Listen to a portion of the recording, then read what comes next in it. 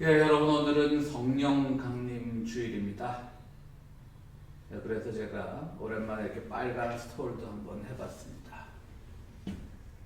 주정부에서는 교회를 열어도 된다고 했죠. 물론 그것이 어떤 의학적인 판단에서 나온 건 아니고 많은 또 항의의 소리들이 있으니까 또 교회라고 하는 것은 또 미국에서는 아주 거대한 압력 단체이기 때문에 그런 것의 압력도 있었으리라고 생각이 됩니다. 그래서 오늘부터 교회를 열어도 되지만 특히 우리 교회 같은 경우는 교인이 많지 않기 때문에 또 여러분 기억하시지만 예배당의 수용 인원이 25% 미만은 괜찮다라는 걸 전제로 한다면 우리 교회는 늘 그렇게밖에 안 모여왔으니까요. 상관없습니다만 여러 가지 또 의견들을 청취해 보니까 아직은 시기상조 같다라는 의견이 많았습니다. 그래서 우리는 주정부의 방침에 따라서 여는 데는 지장이 없습니다만 일단은 좀 더 안전과 방역의 문제를 그리고 추이를 살펴보면서 좀 천천히 열도록 하겠습니다. 그런데 일부에서는 또 우리도 이제 스트림 그러니까 현장 예배를 하자라는 의견들도 있습니다. 저도 솔직히 말해서 이것이 이렇게 오래 갈 줄은 몰랐던 것이죠. 그래서 이렇게 예배가 없는 상황 동안 좀 여러분들이 자유롭게 가정 예배에서 여러분들 스스로가 또 집례자가 되어보기도 하고 여러분들 스스로가 말씀의 주체가 되어보기도 하면서 그런 가정 예배를 선호하라는 취지에서 우리는 현장 예배를 하지 않았죠. 우리 교회는 그 현장 예배를 하는데 조금도 부족함이 없는 그런 인력이나 장비를 다 가지고 있지 않습니까? 그럼에도 불구하고 우리가 하지 않았었는데 좀 더 이렇게 우리가 경험해보지 못한 시간에 여러분들도 경험해보지 못한 방법으로 하나님과 만나보고 그런 취지에서 했는데 너무 오래 가다 보니까 교인들이 예배 형식이 그리운 모양이에요. 그래서 다음 주일부터 즉 6월 첫째 주일부터는 예배 형식으로 이 시간을 진행하도록 하겠습니다. 단 스트리밍 방식 그러니까 꼭 11시에 온 교인들이 컴퓨터 앞에 모여 앉아서 함께 예배를 드리는 그런 스트리밍 방식은 하지 않고요. 유튜브 방식으로 해서 여러분들이 지금까지 지난 한 10주 동안 가정에서 또 11시에 예배를 드려온 분들도 계실 터인데 그것을 방해하지 않겠습니다. 그대로 또 들으시고 유튜브로 동영상이 올라간 것은 나중에라도 보면 되니까요. 유비쿼터스라는 말이 있지 않습니까? 정말 하나님이 전지전능하고 무소부재하다는 그 말처럼 오늘날 인터넷 시대는 어디서나 어느 시간대에서나 그것을 공유할 수 있는 시대이기 때문에 그래도 11시에 가능하면 주일 11시에 그 예배 동영상을 올리도록 노력은 하겠지만 그것이 스트리밍 방식으로 꼭 11시에 여러분들 컴퓨터 앞에 모여 앉아라 라는 그것을 강요하지는 않겠다는 말씀입니다. 어쨌든 크게 변화는 없을 것 같아요. 지금 우리 고목사님이 올리고 있는 그 찬양, 우리 조혜린 교우와 함께 올리고 있는 그 찬양, 또 좀 더 제가 이제는 이때까지는 영화 이야기, 책 이야기 했었지만 좀 더 설교의 형식을 갖춘 그런 메시지, 그 정도가 함께 하나의 동영상으로 편집된다는 것, 그 정도 차이만 있을 뿐이지만요. 어쨌든 그것을 통해서 여러분들 그동안 갈급했던 그 예배의 마음, 예배를 향한 마음을 충족시켰으면 좋겠습니다. 그래서 오늘은 이렇게 좀 더 자유롭게 진행하는 마지막 날이 되겠습니다. 그리고 앞으로도 또 설교의 형식은 설교의 형식대로 진행하되 이번 기회에 여러분들과 지금 또 주중에는 바울 강의로 만나고 있지 않습니까? 그 밖에 지난 주일 동안 지난 주일까지 10주 정도 해왔던 그런 책 읽어주는 목사, 또 시사, 영화 이런 것들은 시간이 되는 대로 또 제가 따로 녹화해서 그렇게 업로드하는 그런 방식을 한번 사용해 보도록 하겠습니다. 말씀드렸듯이 오늘은 성령 강림 주일입니다. 예수님의 부활 후에 마가의 다락방에서 시작된 예루살렘의 그 집단적인 성령 체험 사건이 있지 않습니까? 사도행전 2장에 나오는 부분인데요. 이것이 계기가 되어서 교회가 시작했습니다. 그런 점에서 이 날은 참 특이한 날입니다. 우리가 성령하면 보통 체험적인 면을 많이 강조를 하죠. 사실 체험적인 면은 아닙니다. 우리가 삼위일체 중에 성령이라고 하는 것은 인격적인 존재입니다. 그래서 제 세대는요 어릴 때 교회에서 사도신경을 외울 때 성령을 믿사오며라고 하지 않고 성신을 믿사오며 그렇게 외웠었습니다. 그러니까 한 신, 인격적인 존재로 봤던 것인데요. 그것이 성령이 보편적인 용어가 되면서 성령하면 뭔가 그냥 좀 정신적이고 모라적인 그런 존재로 우리가 오해하는 경향이 많이 있는 것 같습니다. 그러나 성령도 즉 성신도 하나의 인격적인 존재고요. 삼위일체 중에 한 위격을 차지하는 그런 분이라는 것을 우리는 기억해야 됩니다. 그럼에도 불구하고 워낙 그 사도행전 2장에 나와 있는 오순절 체험이 그 묘사도 사도행전 2장의 묘사도 워낙 신비적이고 사람들이 막 방언을 하는데 각자 지역말을 하는데 그 말이 서로 간에 통역 없이 다 통하고 또 어떤 사람들은 술에 취한 것 같고 뭐 그런 표현들이 우리들에게 좀 성령하면 모라적인 생각을 하게끔 만드는 것은 사실이죠. 그러나 동시에 그때부터 교회가 시작되었기 때문에 그것은 또 제도교회의 시작이기도 합니다. 그러니까 성령하면 성령강림주의를 하면 어떤 그런 모라적인 체험도 우리의 이미지에 떠오르지만 동시에 제도적인 교회의 시작이라는 점도 우리의 이미지에 떠오릅니다. 그래서 아마 이 LA 지역의 캘리포니아 지역의 많은 교회들이 야 성령 부활주의는 못 지켰지만 이 코로나 사태 때문에요. 성령 강림주의는 지켜야 되지 않겠느냐. 이번 5월 마지막 주일 오늘이 성령 강림주일이다. 이것은 바로 교회의 생일이다. 그런데 이날 예배를 안 드리는 것은 문제가 되지 않느냐라고 하는 그런 압력이 있었다라는 얘기도 들리고 있습니다. 어쨌든 뭐 말씀드렸듯이 우리는 좀 더 시간을 두고 한번 예배의 어떤 공적인 예배, 대면 예배의 재개를 더 생각해 보도록 하겠습니다. 교회의 생일입니다. 초대교회는 오이코스라고 부르는 오이코스는 오늘날의 이카나미, 그러니까 가정공동체, 경제라고 하는 것은 가정공동체로부터 시작했기 때문에 오이코스라고 불렀습니다. 그래서 사도 바울도 각 지역, 선교 여행하면서 각 지역에 둘렀을 때 그가 주로 어디서 말씀을 전했냐면요. 주로 기존의 회당, 즉 시나고그라고 하는 유대교 회당에서 주로 말을 많이 전했죠. 그때는 그렇게 많은 사람들이 모일 만한 어떤 공동체를 위한 공간이 없었다라고 하는 그런 말이기도 합니다.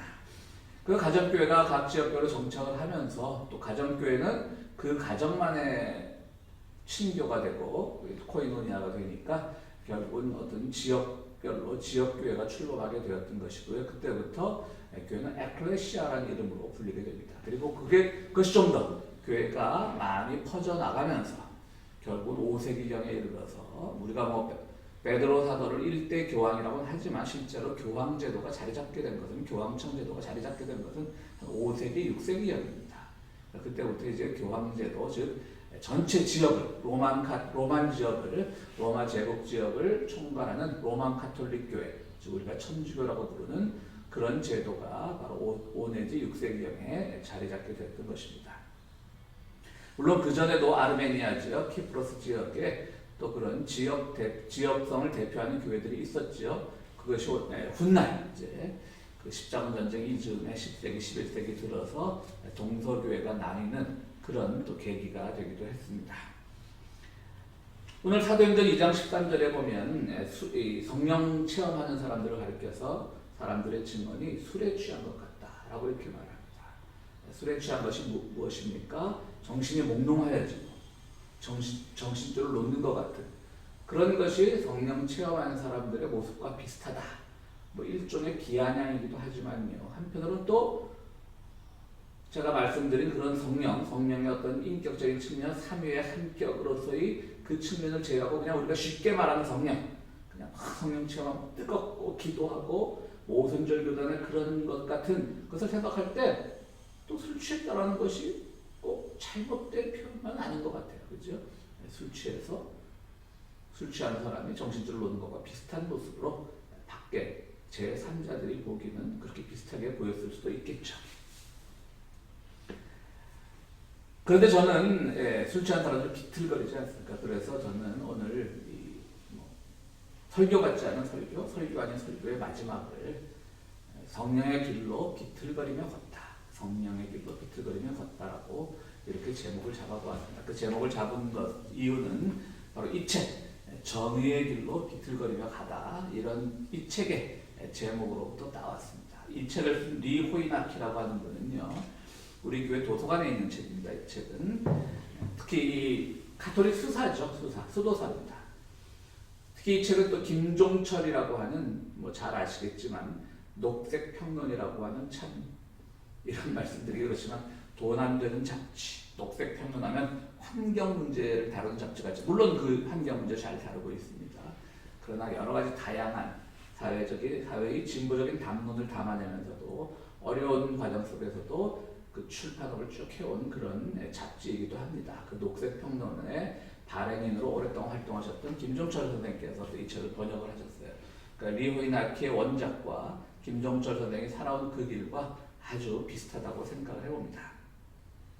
리 호이나키는 어떤 사람이냐면요, 1928년생인데요. 지금은 물론 고인이 되었습니다. 1951년에 카톨릭 수도회인 수도회 중 하나인 도미니크 수도회에 들어갔습니다. 9년 동안 빈민촌에서 사목 활동을 하다가 푸에르토리코, 거기도 미국령이지만 또 가난한 이로 유명하죠. 거기 가서 이반 일리치를 만납니다. 이반 일리치는 또 카톨릭 신부였는데 이분도 또 제가 좋아하는 분 중에 하나입니다. 뭐 많은 책들이 우리말로도 번역되어 있는데 제가 이런 것 중에 아주 짧은 책인데요. 누가 나를 쓸모없게 만드는가, 뭐 그런 책입니다. 그러니까 쓸모라고 하는 것은 사회가 객관적인 기준을 너무 들이대면서 저 사람은 쓸모가 있어, 저 사람은 쓸모가 없어. 뭐 예전에 초등학교나 중학교 교장 선생님들이 졸업식이나 조회 시간에 늘 쓰는 훈화가 있죠. 쓸모 있는 사람이 되라. 근데 그 쓸모가 뭘까요? 사회가 만들어놓은 기준입니다. 그러니까 이반 일리치가 이 누가 나를 쓸모없게 만드는가라고 하는 것은 바로 왜 사회의 기준에 맞춰 살아? 그러니까 당신이 나는 쓸모없는 사람이야 라고 하는 건 자꾸 자괴감에 빠진다고 하는 것이죠. 그 기준은 내가 만들어야 된다고 하는 것이죠. 어쨌든 이 푸에르토리코로 가서 이 리 호이나키는요, 이반 일리치와 아주 깊은 관련을 나눕니다. 뭐 이반 일리치가 만났던 사람은 아니지만요, 제가 또 좋아하는 가톨릭 수사 중에 한 분이 토마스 머튼이 있죠. 이분은 뭐 학자로서도 유명한데요. 이분의 책도 우리말로 칠층산 뭐 이렇게 번역이 되어 있습니다. 이분 역시 또 우리들에게 많은 영성적인 가르침을 주고 있는데요. 리 호이나키, 이반 일리치, 또 토마스 머튼. 이상하게 제가 참 존경하고 즐겨 읽는 책들의 저자들은 모두 가톨릭 수사거나 신부인 것 같습니다. 리 호이나키는요, 칠레와 멕시코에서 생태적인 삶을 연구한 뒤에 1967년 미국으로 돌아와서 결혼을 합니다. 여러분들 뭐 수도사는 신부는 아닙니다. 가톨릭 신부는 결혼할 수 없잖아요. 수도사는 대부분 수도사들도 독신을 유지하지만 신부는 아닙니다. 어쨌든 결혼해도 되긴 됩니다. 어쨌든 이분은 그 수도사였기 때문에 결혼을 한 모양입니다. 그 대학원에서 정치학 박사과정을 밟던 중에 베트남 전쟁으로 인한 미국의 제국주의 정책과 미국 사회의 그 불의와 부도덕에 항의하는 표시로 베네수엘라로 망명합니다. 참 이런 표현이 좀 그렇지만 좀 흥미로운 분이죠. 베네수엘라로 망명합니다. 그리고 거기서 여러 해를 지난 다음에 다시 미국으로 돌아와서 당시에 그 생거먼 대학이라고 하는 거니까 새로운 교육을 표방하는 학교로 유명했다고 합니다. 생거먼 대학의 교수로 재직하다가 7년 후에는 또 정년이 보장된 그 교수직을 버려버리고 전기도 들어오지 않는 시골로 들어가서 농부가 되었습니다. 그래서 우리가 오늘날 이 화폐 중심의 사회가 얼마나 모순 덩어리인가를 생각하면서 화폐 중심의 삶의 틀에서부터 벗어나는 것을 실천하고 또 고민했던 분이기도 합니다. 나중에는 대학 식당의 청소원으로 일하면서 가장 낮은 계층의 사람들과 함께 그들과 어떻게 교류하고 잘 살아갈 수 있는가를 연구했던 분, 스스로 실천했던 분이기도 합니다. 결국 이분의 삶이 이렇게 정의의 길로 비틀거리며 가다라고 하는 책에 올곧이 다 드러나 있습니다. 그러니까 이분은 자기의 삶을 잘 걸어가면서도, 자기의 인생길을 걸어가면서도 그때그때 선택한 길이 옳은 것이다라고 하는 확신은 없었겠죠. 내가 가난한 사람들과 그 길을 같이 간다. 꼭 이 방법 말고는 가난한 사람들과 함께 할 수 있는 방법이 없을 것인가? 이런 생각이 왜 안 들었겠어요. 그리고 이분도 뭐 앞서 소개한 이반 일리치 신부와 마찬가지로 현대의학, 사람들을 하나의 실험용 도구로 생각하는 그 현대의학에 반대해서 자연 치유를 강조했던 분이기도 하고요. 앞서 이반 일리치는 목이 혹이 났는데요. 그 혹을 제거하는 데 있어서 현대의학의 도움을 받지 않고 결국 그 혹으로 죽은 분입니다. 물론 여기 오해가 있을 수 있습니다. 이 사람들 이상한 사람들 아니야? 왜 현대의학을 거부해? 물론 맞습니다. 이분들이 뭐 현대의학을 거부했다라고 하는 것은 정말 어떤 미신적인 그런 비과학적인 그런 태도가 아니라 현대의학이 가지고 있는 사람과 어떤 죽음을 앞둔 사람도 혹은 병중에 있는 사람과의 그 정서적인 교류나 정신적인 연대보다는 하나의 그냥 치료 대상으로만 생각하는 그 현대의학 제도의 한계를 드러내라고 할 수 있겠죠. 어쨌든 이 리호이나키라는 분도 그렇게 현대의학과는 친숙하지 않았습니다. 이분의 최후는 잘 모르겠지만 이분의 동생이 이분보다 먼저 세상을 떠날 때 이분의 동생을 그렇게 지켜보면서 쓴 책도 우리말로 번역이 되어 있습니다. 호이나키가 볼 때 이런 시스템에 무기력하게 순응하는 것은 체제의 공범이라고 봤습니다. 과폐제도, 과학 또는 의학 만능주의 이런 것들은 그저 우리가 거기에 순응할 수밖에 없는 것은 그것을 만들어낸 사람들만 나쁘다라고 할 것이 아니라 우리가 그 시스템 안에서 살아간다면 우리 또한 공범이 될 수밖에 없다라고 얘기하면서요. 늘 인간다운 품위를 지키며 사는 방법이 현재 그 경제 체계에 순응하지 않는 가장 좋은 방법이라고, 즉 다르게 사는 방법을 배워야 된다고 이렇게 얘기를 합니다. 그는 폭력의 체제에서 떠나고 피 묻은 돈을 만지지 않고 자신을 변화시키고 간소하게 사는 그 길을 택했습니다. 그는 자기 희생적인 정신, 또 타자의 환대, 다른 이들을 늘 환대하는 것이죠. 그가 누가 되었건 간에. 지난주 그 로마 강의 바울 강의 시간에도 말씀을 드렸듯이요. 누구라도 환대하는 것. 아픔 속에 있는 사람은 그의 과거를 묻지 않고, 다시 말해서 그가 회개하고자 할 때입니다. 우리가 전두환을 용서하자 이런 취지가 아닙니다. 전두환을 환대하자 이런 말이 아닙니다. 정말 아픔 속에 있는 사람은 그의 신분과 처지와 삶의 모습이 어떠하든지 간에 그들을 돌봄, 그것이 바로 타자의 환대라고 하는 것입니다. 그런 것이 바로 인간적인 삶을 사는 전제 조건이라고 하는 것이죠. 다시 한번 이 책의 제목을 말씀드리면 정의 길로 비틀거리며 가답니다. 오늘 제가 이 이야기의 제목으로 한 것은 성령의 길로 비틀거리며 가다입니다. 말씀드렸듯이 고민이 되었겠죠.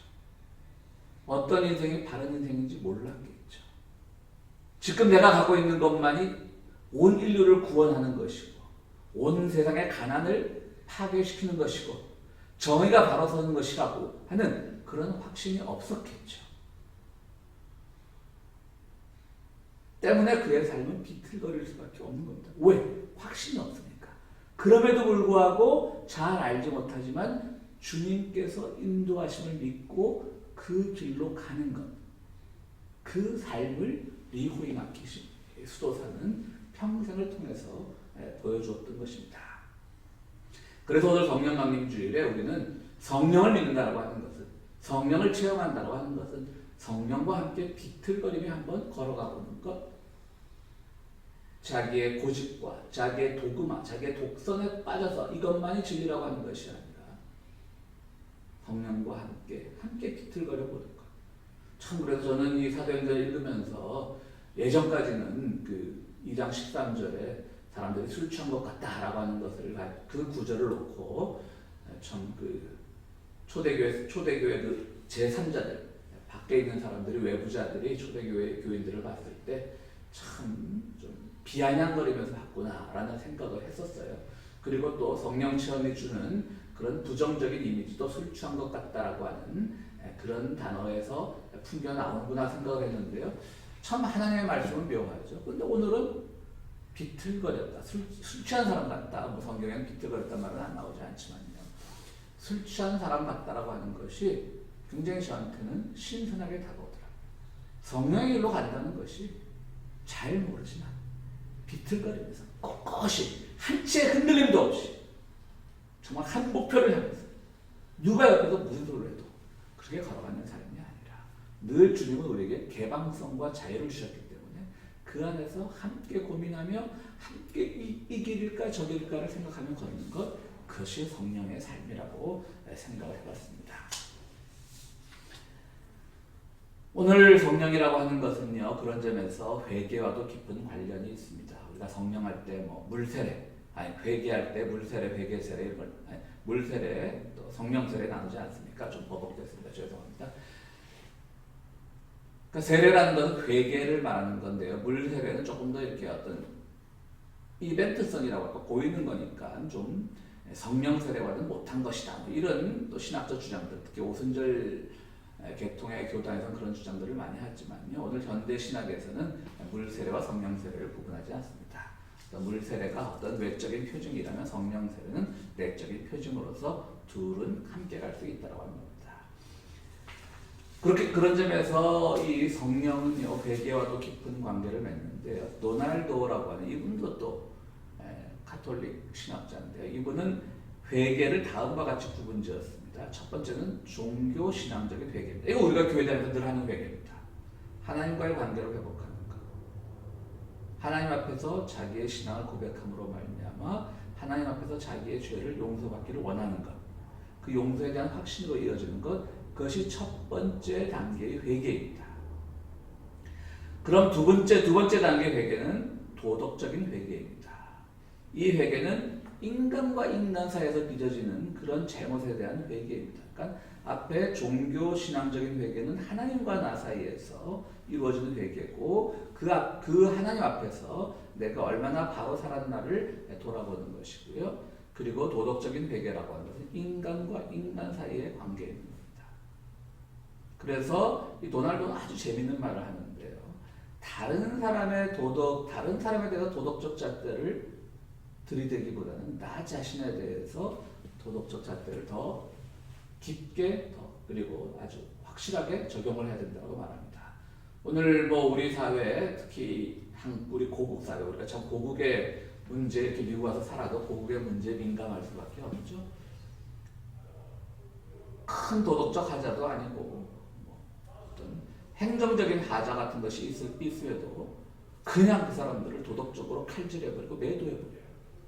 근데 도날도가 아주 재밌는 말 합니다. 도덕적 회개라는 건 다른 이에 대한 칼질, 매도가 아니라 내가 상처받는 거예요. 내가 상처받는 거예요.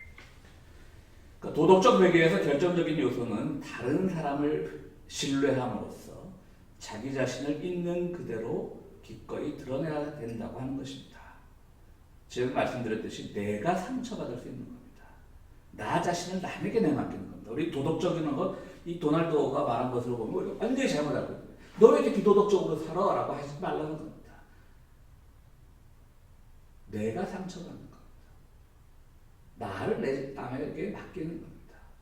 그것이 참으로 중요한 회개의 덕목이라고 얘기합니다. 도날도는 세 번째 회개로 정치적인 회개를 말합니다. 그것은 앞에는 종교적인 회개는 하나님과 나와의 관계, 도덕적인 회개는 인간과 인간의 관계라면 정치적인 회개는 인간과 사회와의 관계에 관련된 회개입니다.